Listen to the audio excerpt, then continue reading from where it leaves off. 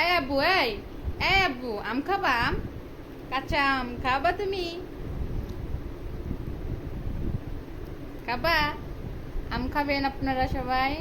কাঁচা আম অনেক মজা। সেই মজা, এত মজা যা বলার মতো না। কাঁচা আম এত স্বাদ কে? এত মজা কেন বলতে পারেন? সেই মজা। আব্বু তুমি খাবা? হুম, খাবা তুমি? সেই স্বাদ। ফাটাফাটি। খাইবেন আপনারা?